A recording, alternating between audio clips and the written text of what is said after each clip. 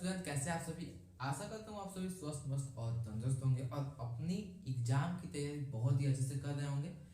तो आज की वीडियो में हम लोग कुछ इस प्रकार के क्वेश्चन को देखेंगे जो कह रहा है कि द्विघात समीकरण इतना के मूलों की प्राकृतिक ज्ञात है। क्या करना है? मूलों की प्राकृतिक ज्ञात करना है। तो मूल बराबर आपको पता होगा कि जब अगर आपका डी बराबर 0 आ जाए तो मूल क्या होगा?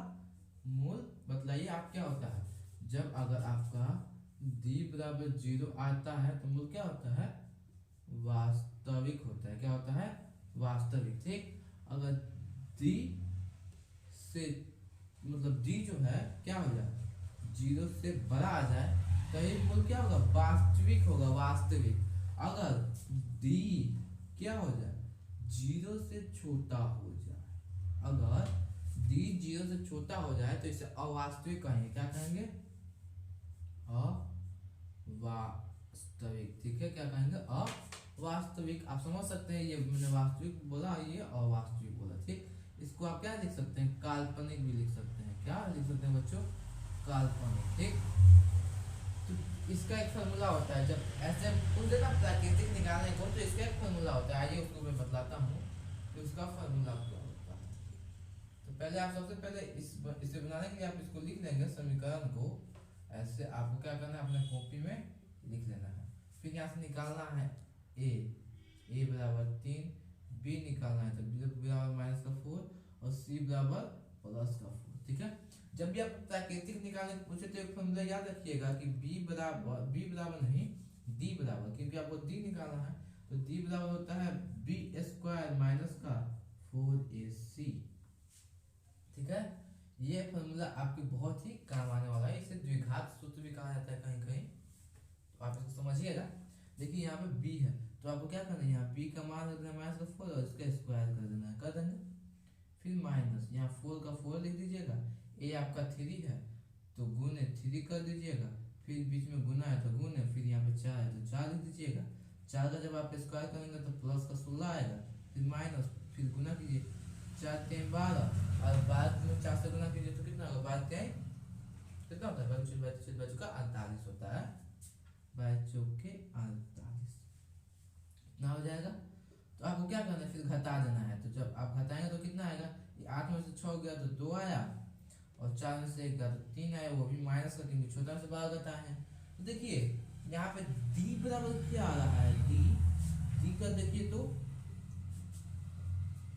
क्या आ रहा है?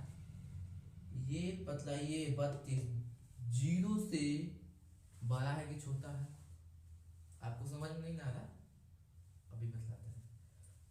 0 बराबर मतलब कि ये जो डी होगा ना, जब अगर 0 आ जाएगा तो वास्तविक होगा। डी अगर 0 से बड़ा मतलब कि 1 2 5 6 कुछ भी आ जाए, लेकिन प्लस में आना चाहिए। क्या? प्लस में। लेकिन ये देखिए माइनस में आया है, मतलब क्या है? ये डी जो है ना 0 से भी छोटा है। अभी भी आपको समझ में नहीं आया तो आइए स्केल बना के मैं आपको समझा रहा हूँ। मान लीजिए आपका ये स्केल है। अगर आपने क्या पढ़ा होगा? पूर्णांक संख्या अगर आप जानते होंगे तो आपको पता चल जाएगा। पूर्णांक में क्या होता है? बीच में 0 और इधर 1 प्लस का, इधर माइनस का 1, इधर प्लस का 2 और इधर माइनस का 2। सेम वही बात। और सोचिए 32 आया है, डी बराबर -32 आया है, मतलब कि इधर आएगा, बहुत ही पीछे आएगा, बहुत ही पीछे। -32 मान लीजिए यहाँ आएगा।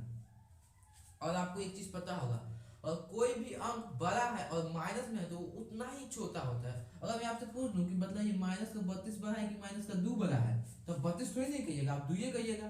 कहिएगा कि नहीं कि -32 से बड़ा क्या है? 2 है।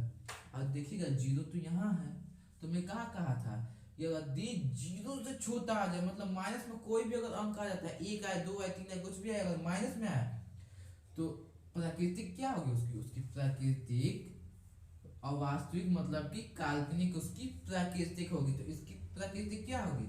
इसकी प्राकृतिक अवास्तविक होगी। ठीक है बच्चों, वास्तविक क्या होगी? अवास्तविक, या आप इसे कह सकते हैं काल्पनिक। क्या कह सकते हैं बच्चों? काल्पनिक। ठीक है, काल्पनिक हो सकती है। ठीक है, तो मैं आशा करता हूँ आपको समझ में आया होगा कि छोटा बड़ा क्या है। डी बराबर 0 क्या होता है, डी बराबर बड़ा क्या होता है। ठीक है बच्चों, अगर कहीं भी दिक्कत है, कहीं भी डाउट है तो आप कमेंट करके पूछ सकते हैं। ठीक है ना बच्चों, ये आपको अगर नहीं समझ में आया तो इस वीडियो को आप एक बार और देखिएगा।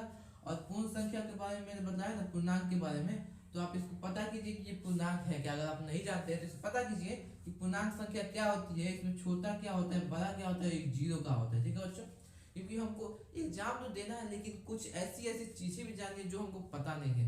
जरूरी तो नहीं कि हम कैसे भी एग्जाम निकालें। मान लीजिए आप फर्स्ट डिवीजन आ ही जाते हैं, लेकिन कोई छोटा सा बच्चा आपसे कोई क्वेश्चन पूछे, भैया आप बताइए पूर्णांक संख्या किससे करते हैं, हमको नहीं पता है, तो आप कैसे बताइएगा। मतलब कि एग्जाम से जरूरी है हमारा नॉलेज, कि हमको नॉलेज कितना है, हमको आता क्या है और क्या नहीं आता है। ठीक है बच्चों, मैं आशा करता हूँ आप लोग मेरी बातों को समझ रहे होंगे और अच्छी जगह अच्छे ट्यूशन में आप पढ़ाई कर रहे होंगे, अच्छे सर से पढ़ रहे होंगे आप ऑफलाइन में। ऑनलाइन में आप बहुत सारे टीचर से पढ़ रहे होंगे, मैं जानता हूँ। आप कभी हमारे वीडियो देख लीजिए, क्योंकि आपको बहुत इससे फायदा मिलने वाला है बच्चों। तो इस चैनल को आप सब्सक्राइब करके रखिएगा, क्योंकि यूट्यूब पे बहुत सारे चैनल है, उसमें ये चैनल भी आप भुला सकता है, मतलब आप खोजेंगे तो नहीं मिलेगा, लेकिन इस चैनल का आप नाम याद रखिएगा, क्या नाम है, मैथ मैजिक। ठीक है बच्चों, तो मिलते हैं अपने नेक्स्ट वीडियो में, आज के लिए इतना।